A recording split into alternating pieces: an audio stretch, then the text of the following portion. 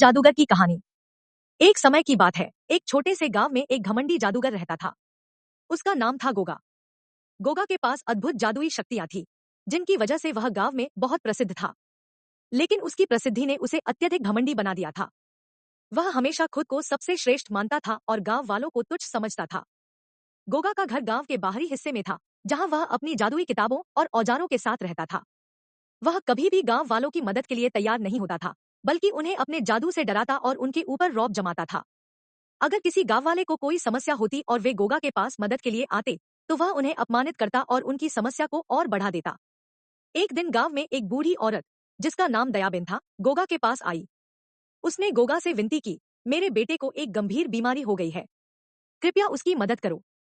गोगा ने हंसते हुए कहा, तुम्हारे बेटे की बीमारी से मुझे क्या, मैं कोई वैद्य नहीं हूँ। जाओ यहाँ से और मुझे परेशान मत करो। दयाबेन दुखी मन से वापस चली गई। गांव वाले विक्रम के इस व्यवहार से बहुत निराश थे, लेकिन वे उसकी शक्तियों से डरते थे और उसका सामना करने की हिम्मत नहीं जुटा पाते थे। कुछ दिनों बाद गांव में एक रहस्यमय यात्री आया। वह एक बुजुर्ग व्यक्ति था, जिसका नाम था शुभंकर था। उसने गांव वालों से गोगा के बारे में सुना और उसके घमंड के बारे में जानकर दुखी हुआ। शुभंकर ने तय किया कि वह गोगा को सबक सिखाएगा। शुभंकर गोगा के घर गया और उसने दरवाजा खटखटाया। गोगा ने दरवाजा खोला और शुभंकर को देखकर पूछा, तुम कौन हो और यहाँ क्यों आए हो? शुभंकर ने विनम्रता से कहा, मेरा नाम शुभंकर है और मैं दूर के देश से आया हूँ। मैं एक साधारण यात्री हूँ और मैं आपकी महानता के बारे में सुनकर यहाँ आया हूँ। क्या आप मुझे अपने कुछ जादुई करतब दिखा सकते हैं? गोगा को यह सुनकर बहुत अच्छा लगा और उसने अपनी सभी शक्तियों का प्रदर्शन करना शुरू किया। उसने आग से खेला, पानी को हवा में उछाला और हवा में उड़ते हुए फूलों की वर्षा कर दी। शुभंकर 6 ने यह सब बहुत ध्यान से देखा और प्रशंसा की।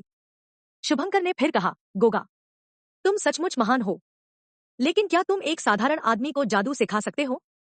गोगा ने गर्व से कहा, बिल्कुल, लेकिन तुम्हें पहले यह साबित करना होगा कि तुम इसके योग्य हो। गोगा ने मुस्कुराते हुए कहा, ठीक है, मैं तुम्हारी परीक्षा देने के लिए तैयार हूँ। गोगा ने शुभंकर को एक कठिन पहेली दी और कहा, यदि तुम इस पहेली का हल निकाल सकते हो, तो मैं तुम्हें जादू सिखाऊंगा। शुभंकर ने ध्यान से पहेली को सुना और थोड़ी देर में उसका समाधान कर दिया। गोगा यह देखकर हैरान रह गया, लेकिन उसने अपने घमंड को बरकरार रखते हुए कहा, ठीक है, अब मैं तुम्हें जादू सिखाऊंगा। गोगा ने शुभंकर को एक जादुई मंत्र सिखाया और कहा, अब इसे दोहराओ। शुभंकर ने मंत्र दोहराया, लेकिन कुछ भी नहीं हुआ। गोगा ने हंसते हुए कहा, तुम्हारे पास जादू करने की क्षमता नहीं है, तुम इसे कभी नहीं सीख सकते। शुभंकर ने मुस्कुराते हुए कहा, गोगा, जादू सिर्फ मंत्रों में नहीं होता, यह दिल और आत्मा की शुद्धता में होता है। तुमने अपनी शक्तियों का उपयोग घमंड और अहंकार के लिए किया है, न कि दूसरों की मदद के लिए। यही कारण है कि तुम्हारी शक्तियां अब तुम्हारे नियंत्रण से बाहर हैं। गोगा ने शुभंकर की बात को हल्के में लिया और उसे बाहर निकाल दिया। लेकिन अगले दिन गोगा ने महसूस किया कि उसकी जादुई शक्तियां कमजोर हो रही हैं। वह जितना ज्यादा जादू करने की कोशिश करता, उसकी शक्तियां उतनी ही कम होती जाती। गोगा को अपनी गलती का एहसास हुआ और उसने गांव वालों से माफी मांगने का निर्णय लिया। उसने सबसे पहले दयाबेन से माफी मांगी और उसके बेटे की बीमारी ठीक करने के लिए अपनी बची हुई शक्तियों का उपयोग किया। गोगा का घमंड टूट चुका था। अब उसने दूसरों की मदद करने का संकल्प लिया। गांव वाले गोगा के इस बदलाव को देखकर बहुत खुश हुए और उन्होंने उसे माफ कर दिया। शुभंकर ने भी गोगा के इस परिवर्तन को देखा और उसे आशीर्वाद दिया। उसकी जादुई शक्तियां वापस मिल गई। उसके बाद वह हमेशा अपनी जादुई शक्तियां से लोगों की मदद करने लगा। सीख। इस कहानी से हमें यह सीख मिलती है कि घमंड और अहंकार हमें दूसरों से दूर कर देता है और अंततः हमारी अपनी शक्तियों को भी कमजोर कर देता है। सच्ची शक्ति दूसरों की मदद करने और विनम्र बने रहने में है।